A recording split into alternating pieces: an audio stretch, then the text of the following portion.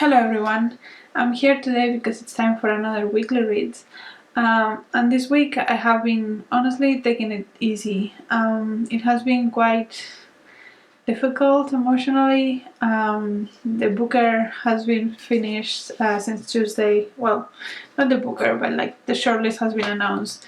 I've read all of the books in the shortlist, so I'm taking a little bit of a break from all of those reviews that I made in the past few weeks. And I'm just trying to take care of myself. Yeah, that's basically what this week has been. So I haven't read like a massive amount of books, but that's okay, I think. So I finished 2 books. The first one that I finished was in audiobook, and it was For Invisible Cities for Palestine, and that was Against the Loveless World by Susan Abulhawa. So this one follows a woman, that grows up in Kuwait because her parents had to flee Palestine because of the conflict in Palestine. And she ended up in Kuwait. And then in Kuwait they have a fairly rough life because they're refugees. And we see her grow up there and all of the troubles that she has, and then later on she ends up going back to Palestine for several reasons, and that's kind of what we follow her for. I found it okay overall. I think that the writing style was quite approachable, and the story was approachable as well, a bit too dramatic for my liking. I mean, I understand that there's a lot of hardship, and I'm not saying that any of this could not have happened in real life, because I don't know, but it kind of felt like it was there just for the show and emotional factor that they knew they were going to get, rather than like the actual story or like the actual craft of the book. So yeah, overall I liked it, but yeah, I have some issues with it. So yeah, that's my feelings on that. I guess you will hear a little bit more when I do my Invisible Cities video, which hopefully will happen this week, but I honestly don't know. Like I'm not sure I'm feeling it right now. But yeah, I don't know. I haven't filmed it yet, so hopefully it will go up this week. And then the other book that I read this week is The Island of Missing Trees by Elif Shafak. So this one has already been published, it's already out, but I actually read it because I got a copy from Negar. And they very kindly let me read an arc of it. And this one is about a couple in Cyprus, and he's Greek and she's Turkish. So they have issues with that because Cyprus is a very divided country, and because of those issues they end up going to London to live there instead. And it follows 2 timelines, so it follows the time when these 2 people met and got together, and then it also follows Ada, who is the teenage daughter of these 2 people in London, discovering more about the past of her family and the past of her country that she didn't know. And then we also have a third perspective, which is this fig tree that used to be in Cyprus, and then when Costas, the father, left, took up a branch of it and planted it in London. So there is a new fig tree in London from that fig tree in Cyprus. So that's the third narration, and that fits within the 2 timelines. But yeah, mostly we see it has a lot of topics. It follows Ada, the daughter, finding out about her family and the past of Cyprus. I really enjoyed that part because I didn't know as much about the history of Cyprus. I knew that they were divided between Greeks and Turkish, but I didn't know that they were part of the UK for a while, and then they got the independence in the 60s, and then there were quite violent fights in the 70s. And now they arrived to the place where they arrived, which is kind of peaceful but not completely amicable between the two sides of Cyprus. So I didn't know that part of history, and I really enjoyed knowing more about that. And the other thing that I really enjoy, so Costas, the father, the one that takes a piece of tree, he does that because he really likes nature. He's a biologist, and he really enjoys trees, but nature in general. So there is a lot of that love for nature as well, which somehow, like, this book reminded me a little bit of Bewilderment by Richard Powers, because it has that same, the father really loves nature and is trying to pass that down to the daughter kind of thing, but not as centered in the kid, more centered in the parents and the history of Cyprus as well, which is not something that Bewilderment had. But yeah, those elements do remind me of Bewilderment.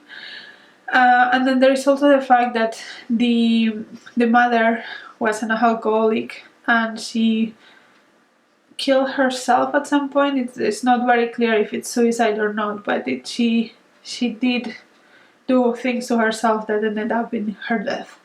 So they are also dealing with that. And Ada, the daughter, is in her teenage years. I think she's 16, 17. So it's a lot older than just a kid, but she does have a lot of trauma from her mother's death.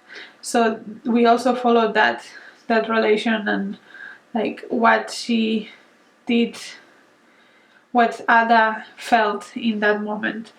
And we also have so the mother's sister comes to visit London, and that is the catalyzer that revives all of these memories and all of this history. And yeah, I really enjoyed that. I really enjoyed that it had so many elements about the history of Cyprus, about nature itself. It also had a big element of food, which I always enjoy in books. So there was a lot of talk about baklava and other types of food that are typical from there. And it had a very nostalgic feeling of someone that left their hometown and left their home country. And they don't quite always fit in the new place, but they also don't quite fit in the old place because they don't know enough about the old place. And I really enjoy that dynamic. I think it's an excellent book, and of course Elif Shafak knows how to write stories, so I really enjoyed this one. And I would recommend. So yeah, even though I didn't read a lot, I did enjoy what I was reading this week. Also, I have been making my way through several very big books. So yeah, that's also something that happened this week. So the first one, as always, A Suitable Boy by Vikram Seth. I'm page 247 at the moment. So I'm not quite caught up, but I think it's like 50 pages away from being caught up, something like that. So yeah, I'm quite happy with my progress with this week. I'm hoping to reach page 1000 next week, which will be very nice, because then that's like what's left is kind of like the size of a normal book. But yeah, this chapter, actually, these last chapters I have been reading have been quite impactful. There's something really big that happens in part 11, which is like page 800, something like that, 700, 800. There's something really big that happens, and yeah, that was quite interesting, because at some point it was getting like, yeah, it is interesting, but it was getting into a flat line, and now it's all of a sudden like, whoa, what happened? And we get drawn into the story again. So I'm enjoying that, and I'm having a little bit of trouble following some of the characters. I think that's because I have not been reading this for a while, because I was so focused on the Booker Prize. So I'm hoping that if I go back to this quite regularly now, I will be able to catch up with that as well and make good progress on this. So yeah, I'm enjoying this one. The other big book that I have been reading this week is Red Comet by Heather Clark, which is a biography of Sylvia Plath. That is for the BookTube Prize, so I cannot tell you much about it. But yes, I am about halfway through, a little bit less than halfway through. So I hope to finish that next week. That is my plan. And then the last thing I have been reading in audio is Germinal by Emile Zola, which is a classic of French literature. And I'm about 20% of the way into that one. And that one, it's also quite nice. I mean, for classics, which is not my kind of thing, I think that that one has quite a lot of interesting things. So we follow a family of miners that are struggling to make ends meet because they don't get a lot of money, and then we have this like semi-privileged family that lives close by, and we see their interactions and how unaware of their privilege these people are. So yeah, I'm liking that one so far. We'll see how it goes, but yeah, I mean, I think that, to be honest, from what I have read, I enjoy French classics a lot more than English classics. So yeah, that's good. It's good to know. And that one is also quite big, but it's not nearly as big as the other two. So I hope I finish that one next week. And then 2 books that I'm hoping to read next week, if I get along with all of the other stuff. So I have La Novena by Marcela Serrano, which is my pick for Chile for Invisible Cities, and this one is in Spanish and it's not very long, so yeah, it's less than 300 pages, so I think this one should go fast. This one, I think it does touch upon the Pinochet dictatorship, so that should be interesting as well. And yeah, this I have seen quite a lot of things about this author, so hopefully it will be good. I'll report back. And the other one that I'm hoping to read next week is Aren by Negar Djavadi. So I read and loved last year Disoriental by Negar Djavadi, and I have been wanting to read something else from her since then. And so Lorraine from Reading with My Car told me that she had a new book, and I went to my library and I found this, and I was so excited, and it has been sitting there for 2 months because of Booker, but I really want to pick it up now that Booker is over, and also Lorraine has read it and said that it's really good. It's different, but really good still. So yeah, I'm really looking forward to this one. I really want to see what Negar Djavadi does next. It's one of those authors like Elif Shafak that I do trust at this point, and I want to see what else do they do and solidify my opinion as one of my favorite authors. So hopefully this will do that. It is in French because Negar Djavadi is French Iranian.